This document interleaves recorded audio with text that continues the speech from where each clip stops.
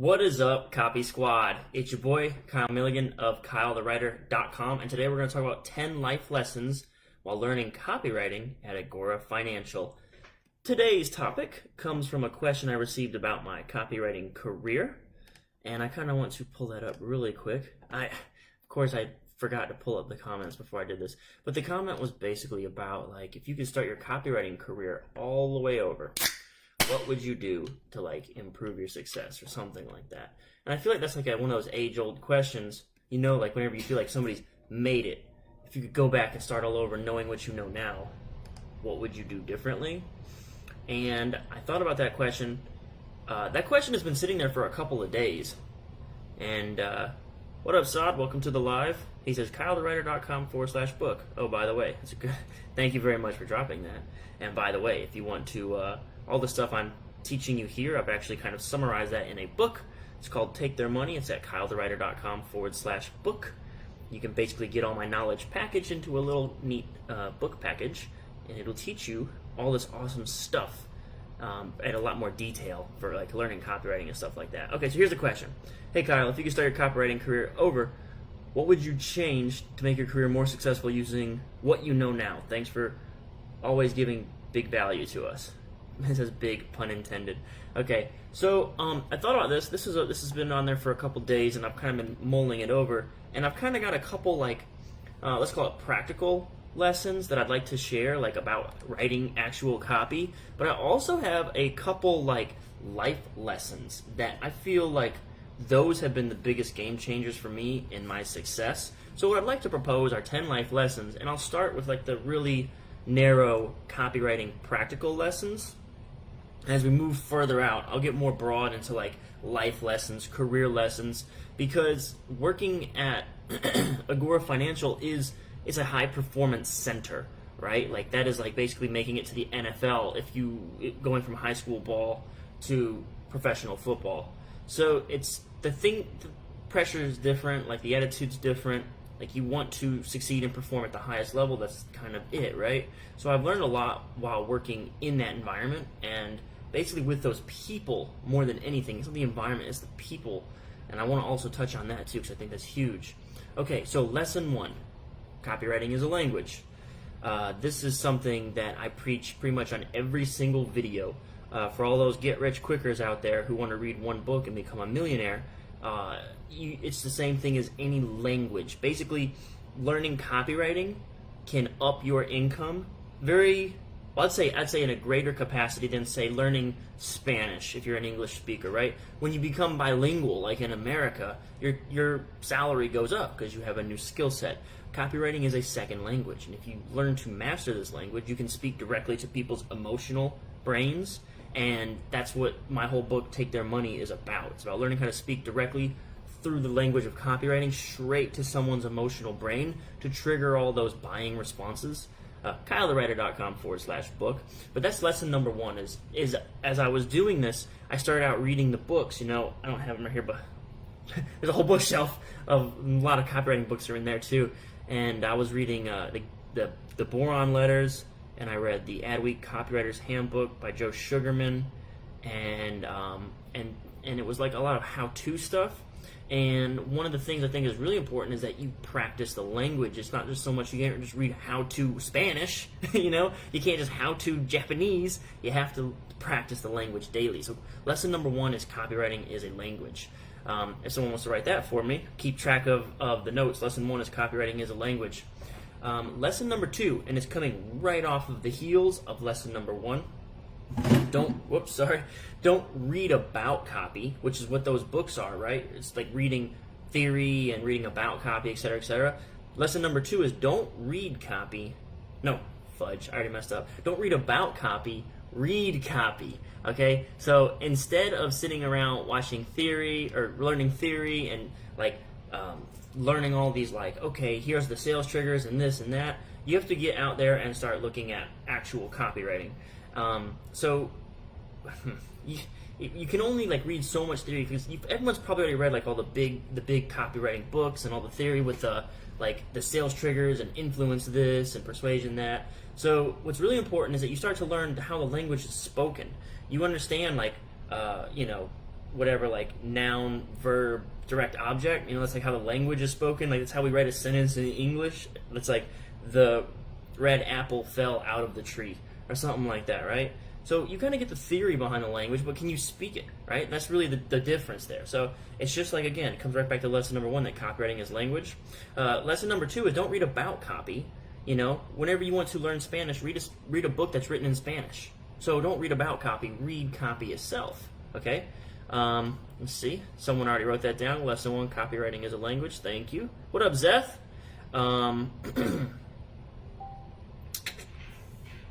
Let me come back to these questions in a second. Okay, so lesson 1 was copywriting is a language. Lesson 2 is don't read about copy, read copy. And that leads us right into lesson 3. So first, once you realize that copywriting is a language, and then you begin to understand that you shouldn't sit around and read theory, you should learn how to speak that language. So you start reading actual copy, and you see how other people speak the language. You learn the dialect. You learn how it is, the cadence, the pace, all that stuff, and then you can actually speak it yourself. At that point, lesson number 3, copy what works. Imitate and then innovate. I've got people asking me, like, what do you think of story leads? Or what do you think of trying this or trying that? Dude, I don't think. I am not a genius. I am not clever. I simply know I'm going to write let's say, this thing over here keeps making noise and it's making me mad. Alright, I don't know how to make it stop. It's another computer beside me. Anyway, so yeah, I'm not a genius, I'm not clever, I don't think a lot. Instead, I copy what works. If I know I'm going to write a financial promo, and it's a back end for $2,000, and it's got to be around a stock picking system, what I do is I go find 5 other promos that are stock picking systems, and then I find 5 successful ones. And then I read those guys, okay? So I read 5, and then I throw away 2, because all the information is kind of floating around in my brain now. I read 5, I usually throw away like 2, and then I really break down 3. I really break down these 3 guys, and I pay very close attention. You've seen me do this on the channel, or you've seen my big box of my folders, all my printed out promos. And then of those 3, I usually throw away 1, maybe 2, and then I really focus on 1, and I make that my model. So lesson 3 is copy what works. Imitate, then innovate. People keep asking me questions, and dude, my answer, I could probably answer them all the same. They say, what would you run email to this, or would you do a sales call for that, or would you, like they ask me what I would do. Dude, I would find a dude who's doing already exactly what I want to do, and I would just copy them. I'm doing it right here in front of your face. Frank Kern goes live every day. He goes live multiple times a day, and he doesn't do SEO. I've taken it a little bit up a level. He just sits there and he talks to the camera every day, and he pitches his book or his class. I am copying Frank Kern. Okay, I watched him do it, and I said, hey, that doesn't seem very hard. I'm going to go do that. He is my role model. I've read a bunch of internet marketing stuff. I've followed a lot of gurus, and guess what? I basically consider it, let's pretend it's 5, right? Let's call the whole world of internet marketing gurus. Let's say I was following like 100. So I was following like 100 on Instagram, Twitter, and Facebook or whatever.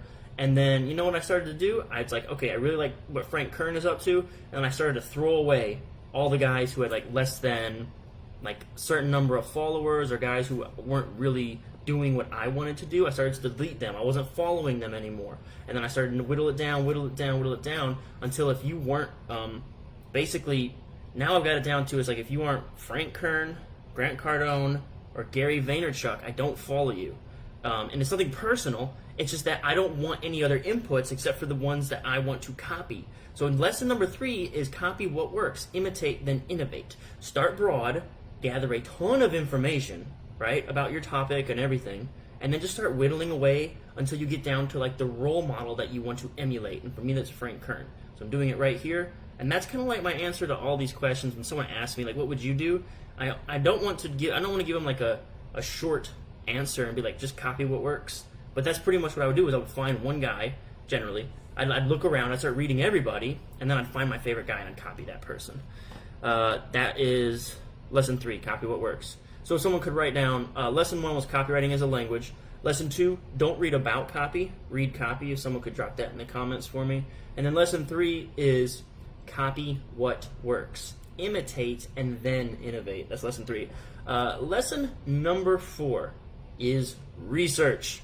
Well, okay, so this gives us a great segue into my pitch. copywriter.com/book has my book sales letter on there. Or I don't even want to call that a sales letter. That's not a sales letter. That's like me just saying, hey, buy this book. I'm working on the real sales letter right now. But at the bottom of that sales page, I have a research upsell to teach you how to do research. So people are like, how do you write such long sales letters? Or where do you come up with all this stuff? Or does it have to be that long, et cetera, et cetera, et cetera? The answer is, like, yes, it has to be that long because you have to overcome every objection in the world. When I send out one letter, I could send it to a guy named Bob and a guy named Tim. And Bob might have a completely different worldview, and I need to overcome his specific objections. But then I can't neglect Tim's objections, so I have to know his objections too and overcome those as well. Generally, we have like a single customer avatar. My man right here, Grandpa Kurt. All right, this is our old white guy, about 55, 60 years old, a little bit saved in retirement, needs to grow that quickly so he can retire wealthy. That's our customer avatar, but he's got a wealth of skepticism. So I have to perform a lot of research. People will say, I don't know what to write. Well, then you haven't done your research. I don't think up what to write. I am not clever. I don't even really consider myself that creative. I simply do the research. I know this guy says, hey man, why are you telling me all this information? Well, here's why I'll tell you this information. I do the research on my guru. I find the story of my guru, like in the James Altucher. We'll use James Altucher. I love that guy. James Altucher has lost like all of his money twice at least, maybe 3 times. I'm not sure now. But he has basically lived the whole 9-to-5 thing, hated it, quit. He became successful, became unsuccessful, became successful, became unsuccessful. And I can use that whole story that I learned through research on him.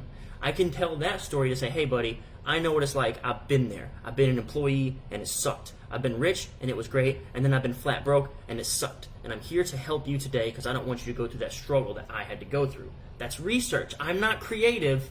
I just found that story through doing research. So lesson number 4 is research with an exclamation point. At the bottom of kylethewriter.com/book, I have a 6-video series where I teach you how to do this research on your product, on your guru, and on your customer. That's where all the letter comes from. That 40-page sales letter just came from the research. I didn't think it up. Okay, so I copy the structure.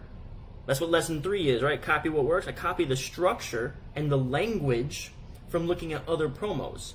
I come up with the actual content from the research. So that's the whole thing. Like, again, nothing clever has happened yet. I haven't done anything creative. Okay? It's all in the research. It's all in the market. It's not from me. It's out there. All right, cool.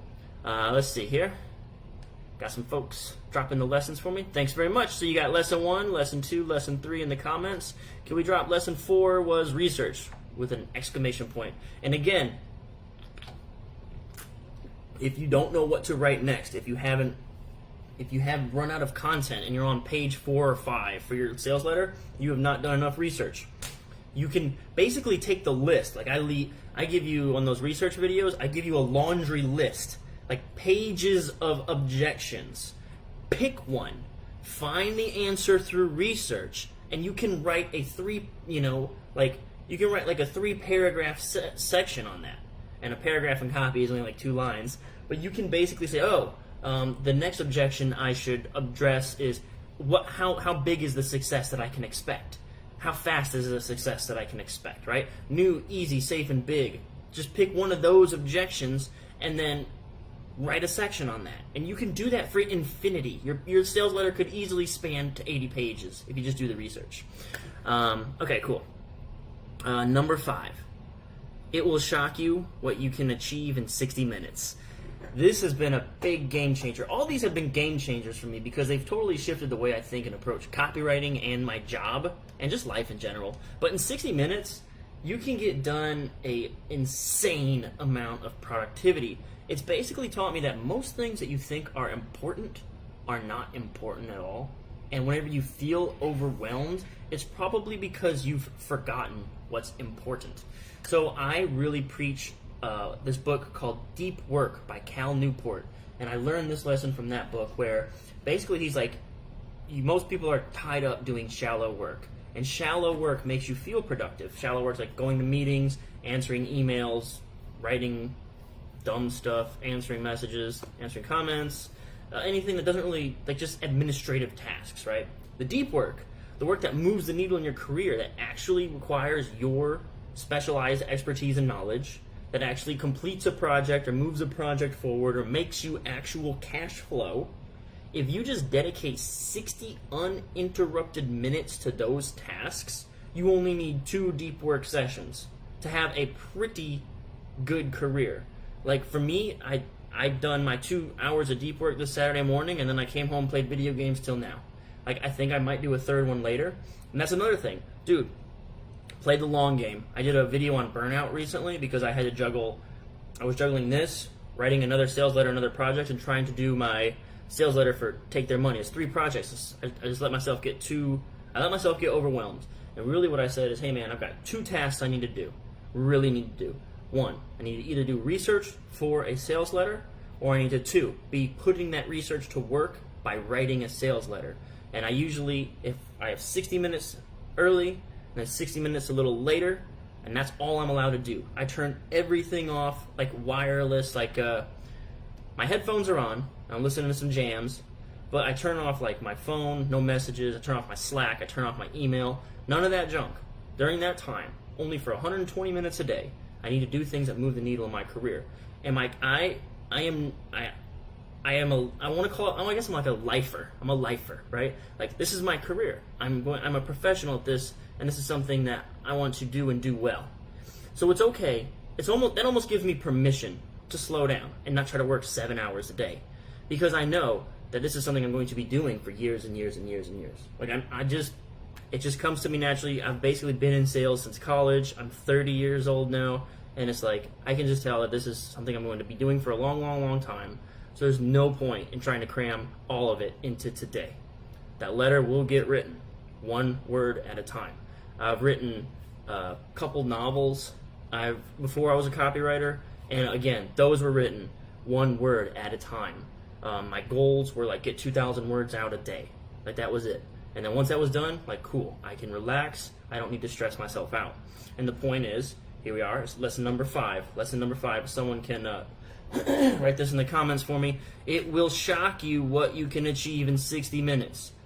2 deep work sessions a day, and you can be very successful. The rest of the day can be dealt using the shallow work junk, the messages, the meetings, the this, the that, putting out fires, all that crap. But you need to take 2 hours to disconnect completely every day. I do it 7 days a week too. Damn, I keep kicking this. I do it 7 days a week. I did it today, I'll do it tomorrow. I'm talking Sunday through Sunday, so that's also my advantage, is I'm never off. I'm on 24/7. And then I put that to work 120 minutes a day, sometimes 180 minutes a day. Like today, there's a good chance I get in a 3rd deep work session in a little while here. Okay, so that's lesson number 5. All right, let's see. How are we doing over here, guys? Everyone having fun? Just listening to me ramble about these lessons? Kind of long-winded. We're at 18 minutes. Oh, we're only halfway through. Lesson number 6. What's in it for me? What's in it for me?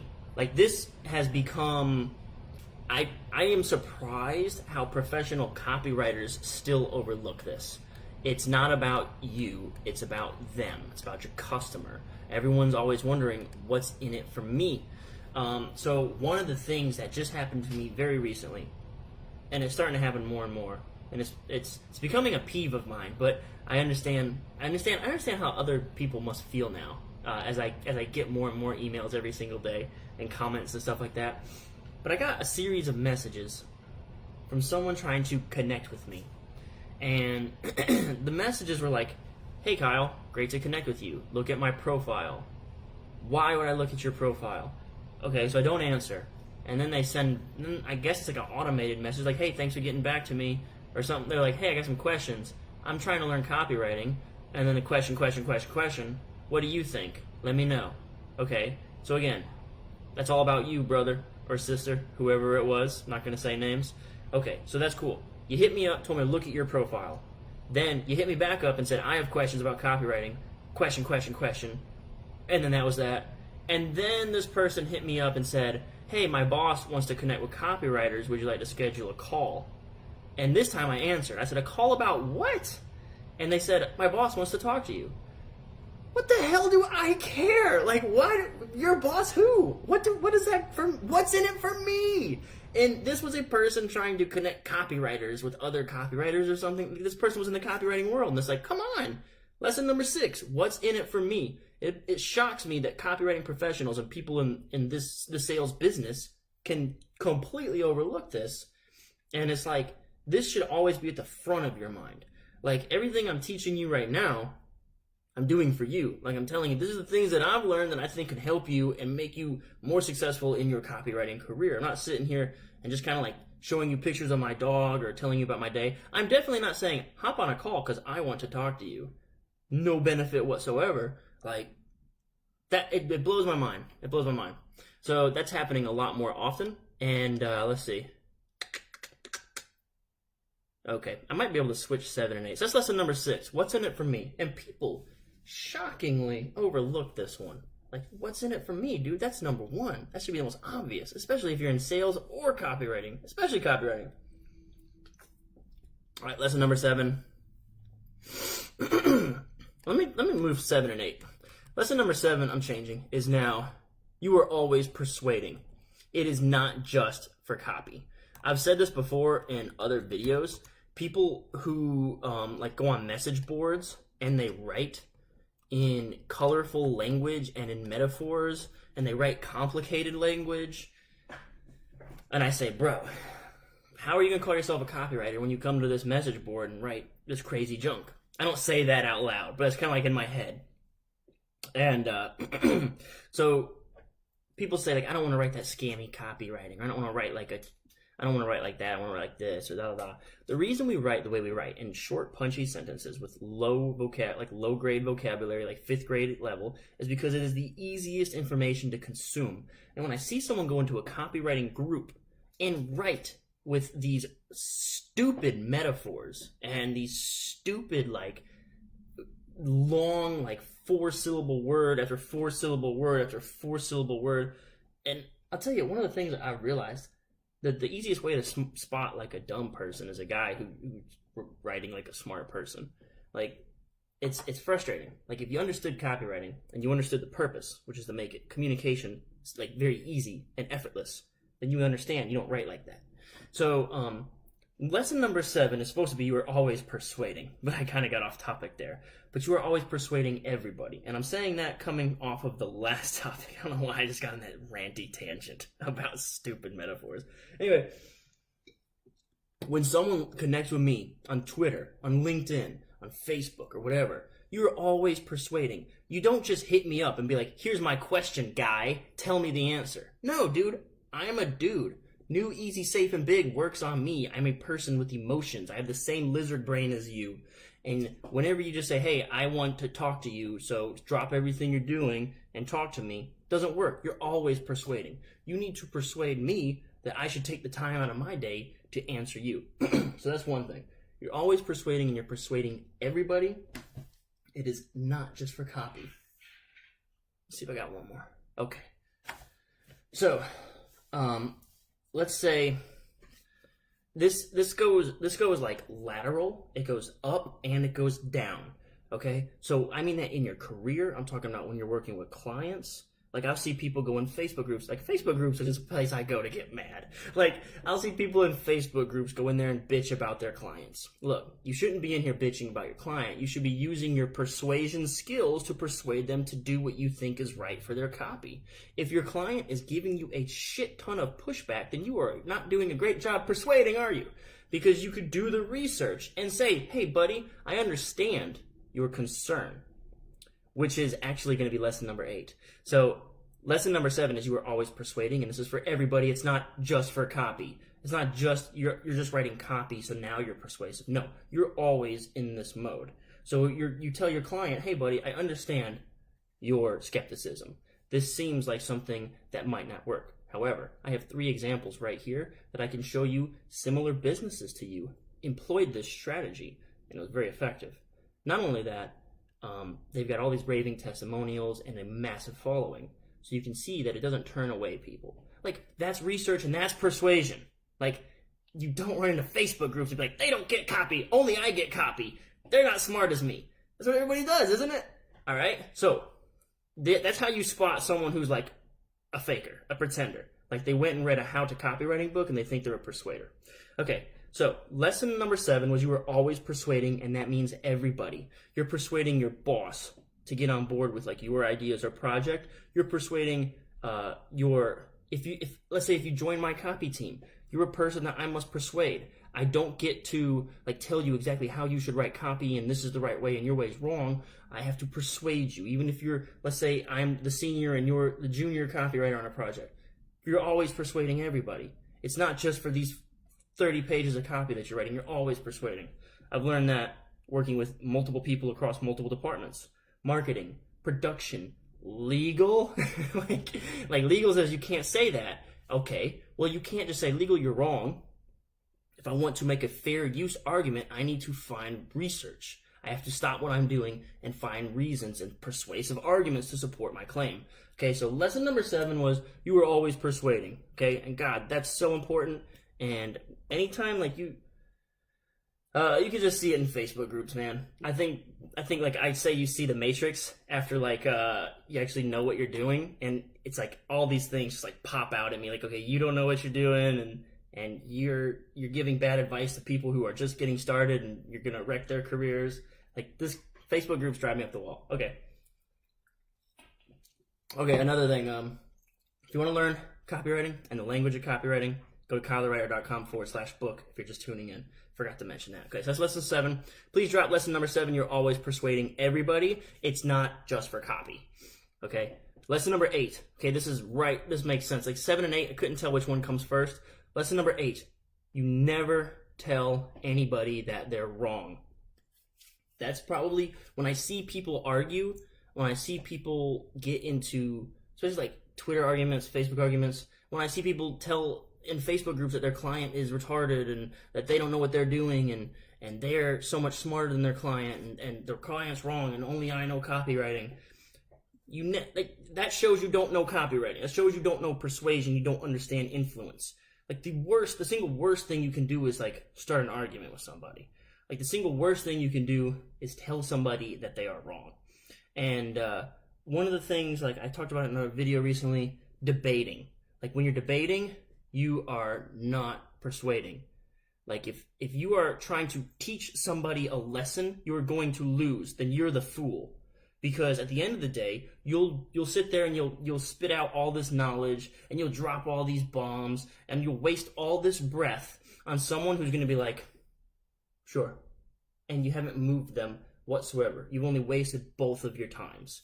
So the difference is like a persuader understands you cannot just tell somebody that they're wrong. It's like a leading horse to water, but you can't force them to drink sort of situation. The person, if you want to persuade someone, they have to come to the conclusion on their own terms.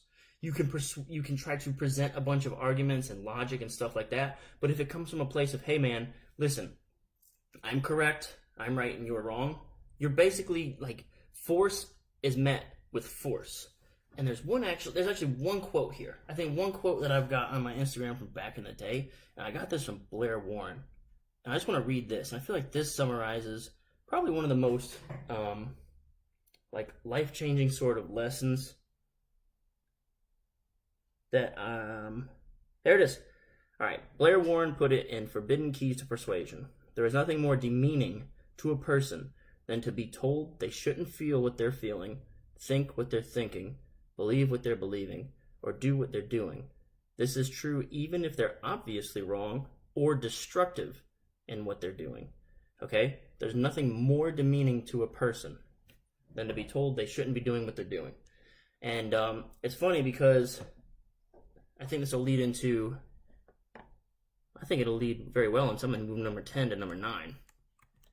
Okay, so one of my favorite lines in copy is, it's not your fault.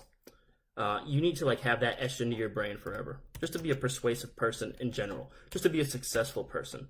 Like steamrolling people, telling everyone that you're right and they're wrong. I learned that from copywriting, and it's been like one of the biggest game changers in my life. So number 8, you never tell anybody that they're wrong.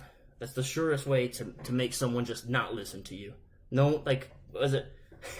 Now I'm really reaching. I think it was like Abraham Lincoln said something like, no, I don't know. Okay, there's a couple like really famous quotes from famous people. I don't know the Abe Lincoln one.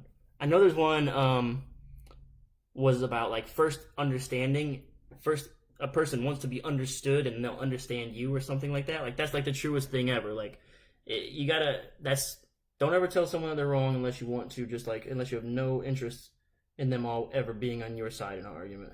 Okay. Another thing is it's not your fault. It's not your fault. It's like one of the most powerful lines in copywriting, which is very much like a cousin of not telling someone they're wrong. Leads me to number 9. You are the average of the 5 people you spend the most time with. And this is a shockingly true revelation that I had. So all these tie together so well now. I didn't even realize. I think it's because they were a stream of consciousness. Like one lesson led me to think of another lesson to another lesson. So you are the average of the 5 people you spend the most time with. This is kind of like one of those old things that you just hear all the time and okay, cool. But I'll tell you, I had to leave rural North Carolina. I'm talking like I lived in the country of North Carolina I moved to Florida and I lived in a spare bedroom out of a suitcase. I lived with a woman who hosted traveling nurses. Okay, so people would come in there for like a couple months. That nurse would move in, then move out, and go about their merry way. I moved in to that spare bedroom for like a couple months, 4 months. I lived out of that suitcase in Florida. And then I moved to Baltimore for copy camp. And then I was in copy camp at Agora Financial in Baltimore for another set of months, like January, February, March, like let's say 2 months, around 2 months in Baltimore. Then I moved back to Florida. Then I returned home to North Carolina. And what happened was very shocking to me. It had been a long time since I had been home, visited friends and family, and the difference after hanging out with the most successful people I've ever met. It was one of those things like it's almost kind of shocking, kind of hits you in the face a little bit when I got back home, and certain folks in my friends circle and certain folks in my family circle spent so much time complaining and gossiping, like just talking trash about other people like in our neighborhood or town. And I had no idea that was so common, so prevalent. Like that's kind of, I was like, this is what we used to do. This is kind of what we just did all the time. And it wasn't until I was hanging out with like all these people who were like super motivated and grinding and working like I work every day now. And I bet you some people in my past life back in North Carolina would scoff and faint at the idea of working on Saturday or Sunday.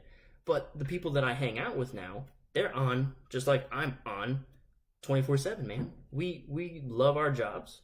We enjoy what we do. And it's just become normal to like shoot them a Slack message at like 11:30 at night and be like, what do you think of this headline? And they're like, oh, cool headline. That's totally cool for me. That's totally like become the new norm. And when I returned home and so this is lesson number 8 is never tell anybody they're wrong. Hope someone put lesson number 8, never tell anybody they're wrong and that it's not your fault. That's lesson 8. And lesson 9 is your average of 5 people you spend the most time with. I found that I have certain friends who like love, like it is their job to let everybody know how wrong they are. And it's like, that's poison. That's not a good mindset. And it wasn't until I started hanging out with these very successful people and I returned back to these not as successful friend circles and stuff that I saw these things. And I was like, wow, I was actually living in this, and this is how we talk to each other, and this is how we argued. And it's like, I cannot, it makes me cringe now. It makes me cringe when this person lets everyone know how dumb they are, lets everyone know how wrong they are and how right he is. And it makes me cringe when it's like, I don't need to persuade you, I can just kind of like tell you because I know what's best. And it's in your friend groups, it's in your family groups, it's in colleagues, it's people, it's from the desk lady to the boss. Like, these lessons apply. And I've definitely recognized that working with the people that I've worked with over the last year.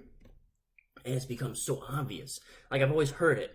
I've always heard you're the average of the 5 people you spend the most time with.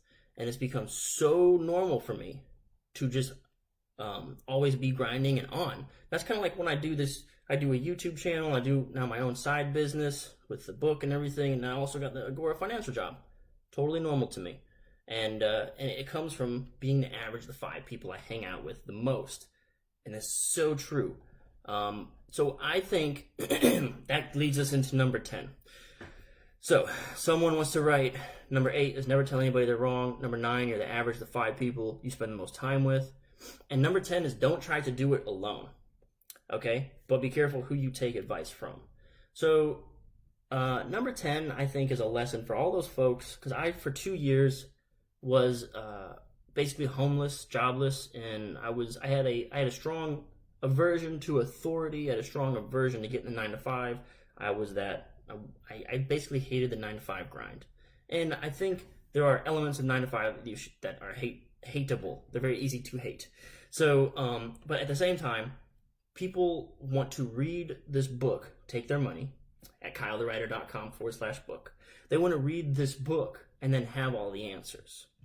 But the truth is, and I read this in I read this book, Never Eat Alone, by Keith Ferrazzi, is that the power of your network is immense. And that's kind of why I started the YouTube channels. I started to build my network before I would need a network.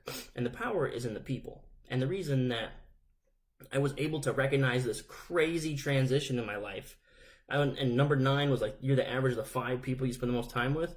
The reason I was able to improve, I didn't even realize, was because of the people I surrounded myself with.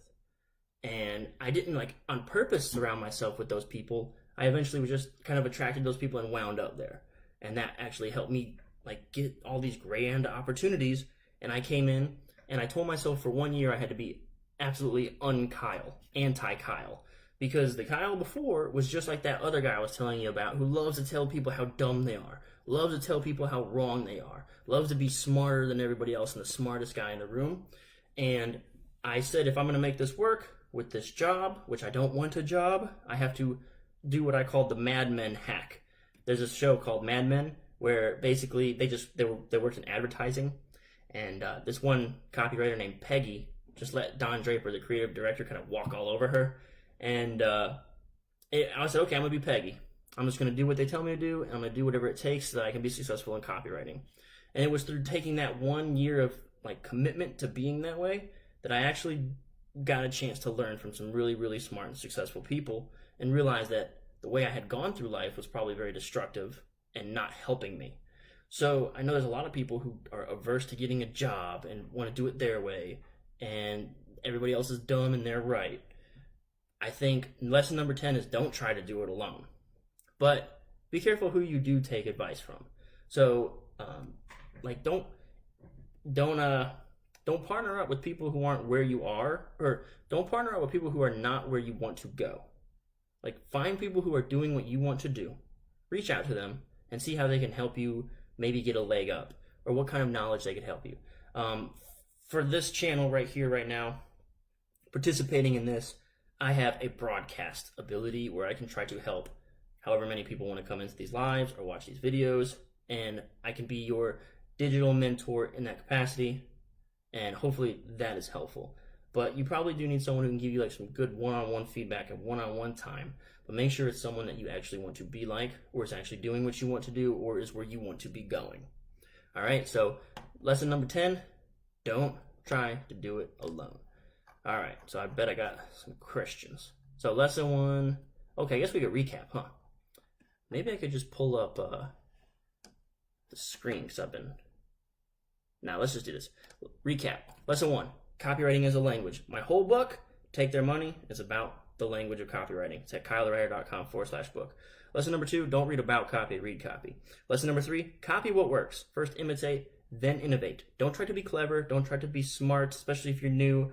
Just copy what works. Lesson number 4, research. If you don't know what to write, then you probably haven't done enough research. Lesson number 5, it will shock you how much you can achieve in 60 minutes.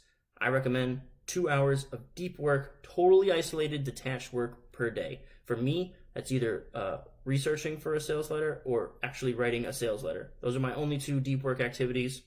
Well, this is kind of a deep work activity too, because it's kind of for my other business, which is my YouTube stuff and my book selling. Neither here nor there. All right, lesson number 6. What's in it for me? Everyone neglects this. I get 100 messages a day. Nah, I lie. That's way hyper exaggeration. But I get several messages a day with someone just asking me for something, and they're not even polite. Like, they're just like, tell me the answer. Hey, this is what I want to do. How do I get there? Like, all right, how's your day going? Like, dude, come on, man. So, lesson number 6, what's in it for me, dude? That applies to everyone you ever interact with. This is so important. Lesson number 7, you are always persuading. You are persuading everybody. You got to persuade your boss. Like in Agora, it's very easy. I got to persuade marketing. I've got to persuade our legal department. I've got to persuade the publishers to accept my idea, and I got to persuade pretty much everybody all day, every day. And it's through these reps. Like, that's how I've kind of learned these lessons, is I am so much, like, immersed in persuasion. Like, I have to persuade, like, 15 times before breakfast, right? So, like, persuasion is just, like, it just kind of comes natural now. Most people don't get these kinds of reps, or they just haven't had, like, the formal training, or, like, they just haven't seen it. They just haven't seen it, like, seen the Matrix. They just haven't recognized what's, like, right in front of them. You have to persuade everybody, all day, every day. And people think, like, oh, I only need to persuade when I'm writing this sales letter. And that's what I was saying earlier, like, when they go into copywriting groups and they write with really weird, colorful language and they try to sound like a poet. Dude, if you understood copywriting, you would understand that it's supposed to be written simply so that people can quickly read and consume the knowledge and information so that they can go on about their day. And you're writing all this dumb stuff. That's my tangent. That totally is a pet peeve of mine. All right, cool. So ironically, number 8 is never tell anybody that they're wrong. So right on the heels of me talking junk about people who write very poetically, you should never directly say you're wrong to somebody. Instead, you can say, hey, I understand your point, but what if we looked at it like this? Have you considered that? What if I could show you like 3 examples of like what you said, but like say you're point A and I'm point B. I say, yeah, I understand point A. I get where you're coming from. I can understand why you'd say that. But what if I could show you 3 examples of point B? Would you be open to like, maybe point B could be right? You got to do it like that, man. Baby steps. You can't just come in and be like, no, you're wrong. Point B is right. Point A is bullshit. You can't do that. All right, so otherwise they're just going to dig their heels in. Force will be met with force. All right, you got to be a Jedi about this. Number 9. You're the average of the 5 people you spend the most time with. This is truer than you could believe. Yes, like it blew my mind when I had that realization when I was back at home talking to old friends and certain relatives, and it's like, wow, you just sound so negative. I didn't realize that I was living in that and with that for so long until I left it for about a year, and I came back and it felt very stark and like sort of like, whoa. This is what life was like. That's crazy. And you didn't even realize that, and you won't realize that until you get around a good set of 5 or more people who are really positive, who are motivated, and are going places. Number 10, don't try to do it alone. Find a mentor. Find someone who can give you some good one-on-one advice and coaching, and stick with that person, and be humble when they tell you that you're wrong, or they try to set you straight and say, hey man, I don't think that's a good idea because XYZ. I know from experience, I'm one of those guys who has to touch the hot stove. I'll say like, hey, I hear what you're saying, but can we test it anyway? Like, I want to see it fail, and then I'll know it'll fail. Like, so I understand it's very difficult to take criticism and advice like that. For me, it's always been like, well, let's just test it. I'd like to just try and test it. But often, my mentor is usually right, and I'm usually wrong. And that's happened enough times that it's become humbling. So number 10 is don't try to do it alone. Find a mentor and stick with them. All right, so let's see if we got any questions real quick, guys. Thanks so much for tuning in, sticking in for 45 whopping minutes. Saad says, Kyle, did you have to write down and review all you learned at Agora, or is it floating in your head? Nope. If you've watched my early YouTube videos, that's kind of like it in real time. Like, I do have my Copy Camp handouts. My Copy Camp handouts I have referred back to a few times since Copy Camp. They gave us like a whole sheet, like a giant sheet of stapled papers with like the whole Copy Camp like lesson plan, and it's really just at the top was like, today we're going to talk about this topic, and then I wrote notes while we talked. So there's nothing on the page except for what I wrote. So yeah, there's those notes exist. See if we got any more questions. Dan says, "What up? This is a great one as always. Thanks for doing these." Zeth says, "Lesson 8, never tell anyone they're wrong."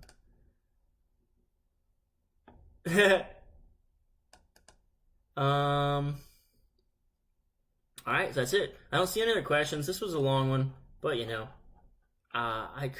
from now on, I think my list is just 5 points long. It'll be a 20-minute video. I only wanted to do this for like 10 minutes. I thought I'd dedicate 1 minute to each thing. But these are all big lessons for me, and I hope you found them very useful. If you want to learn how to write words that really make you rich, I invite you to go visit kylethewriter.com/book and check out my book, Take Their Money. Summarizes like all my knowledge in a neat little package, otherwise known as a book. And at the bottom of that sales page, which is in progress, I'm going to be creating a brand new sales letter for that very soon. There's a research upsell that'll teach you how to do research, because research is probably like 60% of the sales letter process. So check that out if you're a practicing copywriter and want to improve your game in the research department. Thanks so much for tuning in, Copy Squad. Peace out.